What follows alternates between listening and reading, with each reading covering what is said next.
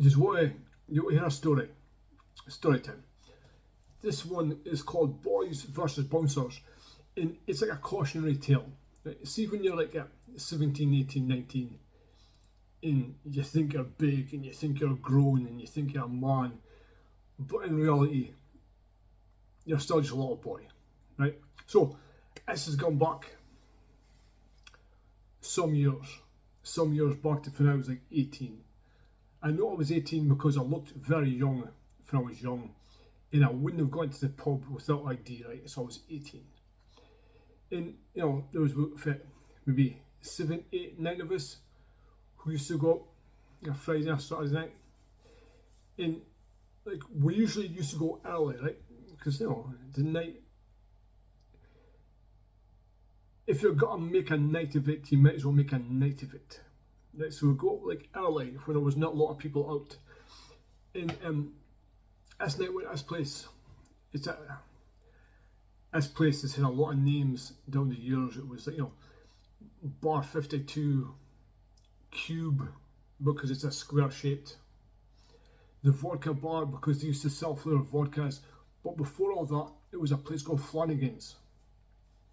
It was called Flanagan's. It was like by the name you think was an Irish bar, right? Like an Irish themed bar, but it wasn't really. It was just a name, right? So this Flanagan's place was this Cube Vodka Bar, whatever. There's a door.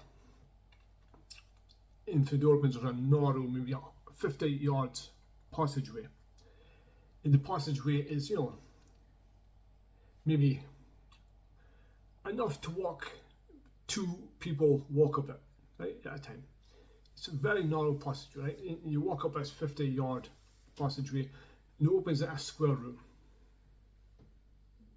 right? And as you walk through, back then, like you walk up the side, and then you walk out a room, but the room started where the passageway was, right? And down here, there was a bar, and up at the top, you walk straight up, and there's a flight of stairs, just 3 steps. And there was another bar, right? So we were in this place early. There was no one there. If I say no one there, like no one there, there wasn't even bar staff. I don't know where they were. There wasn't even bar staff there. But anyway, we're up at a bar waiting to be served, and my mate Gaza, whose name was Kenny, but we all called him Gaza. He was from Manchester, Gaza, and Gaza leans over the bar and pick up a bottle of booze, right? Put it inside his jacket. And like almost immediately, this barmaid turns up with 2 bouncers behind her. 2 big strapping bouncers. And she is just sitting, Gaza takes the booze up and gives it to her. Oh, really sorry, ha ha ha, we just had a joke. She is out. Like, humourless, right?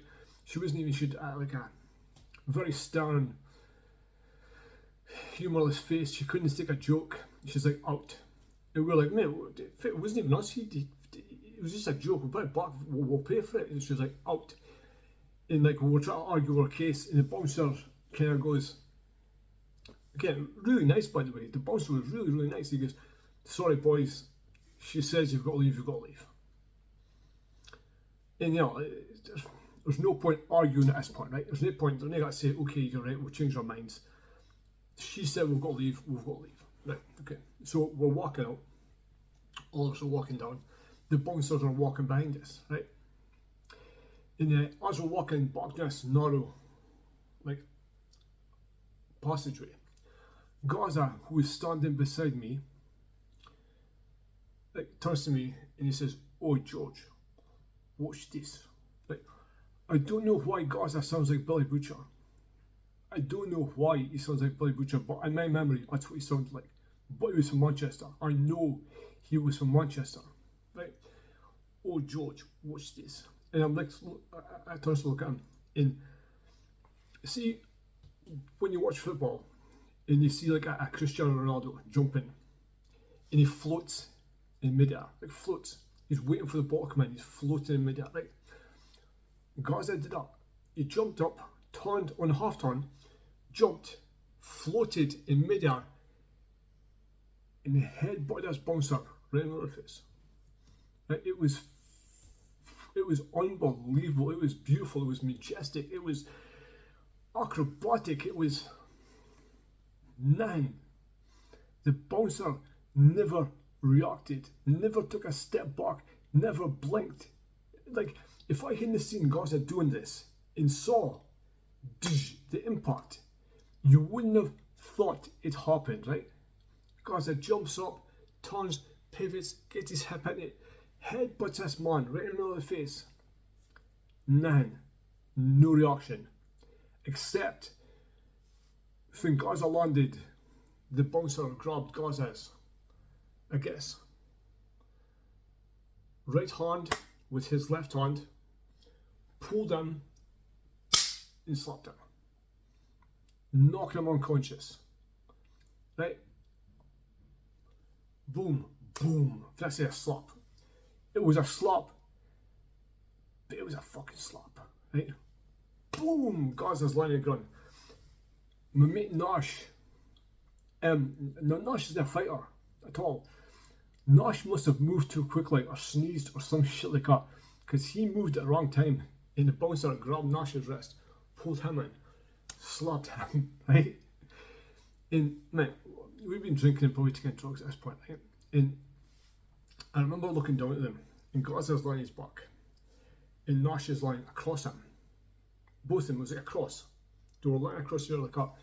Both of their eyes were closed, and it looked like, see a cartoon when someone gets knocked out and they've got crosses on their eyes. It looked like that. It really did. And I remember looking down at this, and I looks up.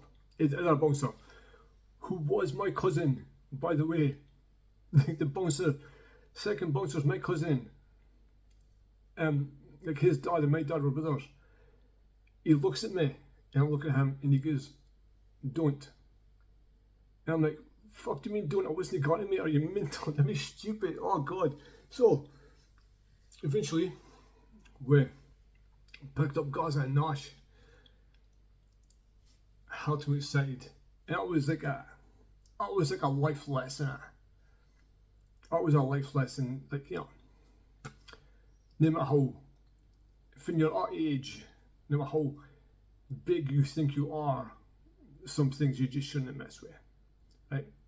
Right? Because Gaza got a free hit in this guy, a free headbutt, and the guy never reacted, right?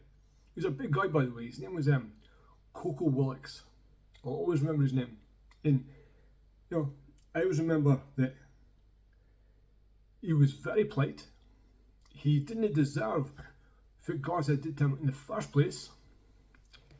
And he didn't take liberties either afterwards, you know, because I guess, like, you know, to us we're adults, right? And to him we're little boys. That proved it. But that was it. That was, don't fucking mess with bouncers.